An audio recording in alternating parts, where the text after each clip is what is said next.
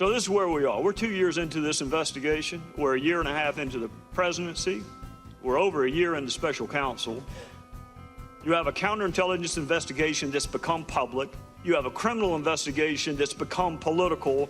You have more bias than I have ever seen manifest in a law enforcement officer in the 20 years I used to do it for a living. And 4 other DOJ employees who had manifest animus towards the person they were supposed to be neutrally and detachedly investigating. With regard to the investigation, I've heard suggestions that we should just close the investigation. I think the best thing we can do is finish it appropriately and reach a conclusion. And I certainly agree with you, sir.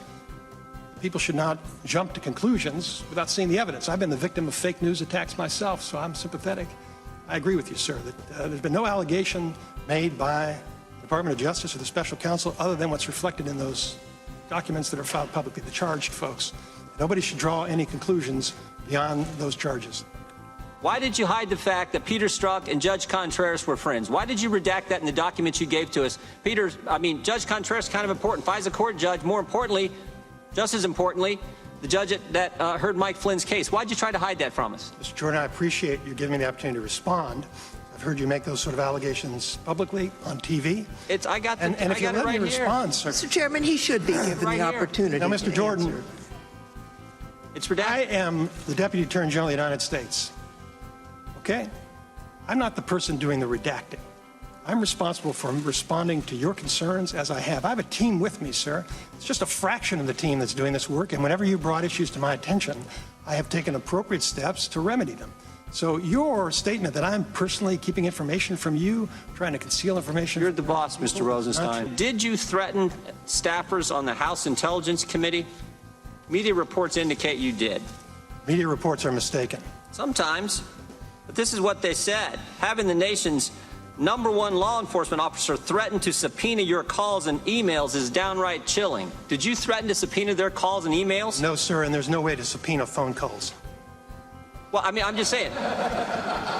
I'm reading what the press said. I would suggest that you not rely on what the press says, sir. Well, I didn't ask if there's no way to do it. I asked if you said it. If I said what? What I just read you. No, I did not. Well, now who are we supposed to believe? Staff members who we've worked with, who've never misled us, or you guys, who we've caught hiding information from us, who tell a witness not to answer our questions? Who are we supposed to believe? Thank you for making clear it's not personal, Mr. Jordan. What's so important that you know that you don't want us to know, that you won't give us the documents we're asking for, that the House of Representatives is about ready to go on record saying you should give us? What's so darn important that you will threaten members, at least according to media reports and according to the staff members, threaten members? Inquiry, Mr. Chairman.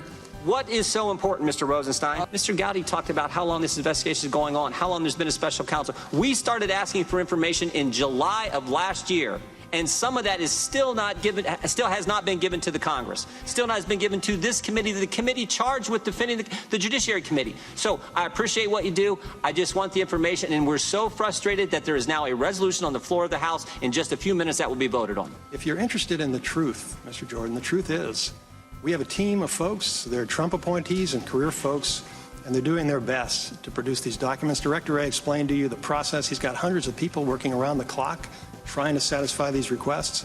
So whether you vote or not is not going to affect it. You're going to get everything that's relevant that we can find and produce to you. I support this report, sir. I'm not trying to hide anything from you. Peter Strzok was talking about his unfinished business and how he needed to fix and finish it so Donald Trump did not become president. He was talking about impeachment within 3 days of special counsel Mueller being appointed. 3 days. That's even quicker than MSNBC and the Democrats were talking about impeaching. Within 3 days, the lead FBI agent is talking about impeaching the president. So I'm going to say this to you, Mr. Wray, Mr. Rosenstein. I realize that neither one of you were there when this happened, but you're both there now.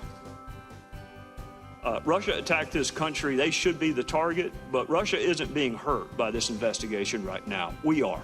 This country is being hurt by it. We are being divided. We've seen the bias. We've seen the bias. We need to see the evidence. If you have evidence of wrongdoing by any member of the Trump campaign, present it to the damn grand jury. If you have evidence that this president acted inappropriately, present it to the American people. There's an old saying that justice delayed is justice denied. I think right now all of us are being denied. Whatever you got, finish it the hell up, because this country is being torn apart.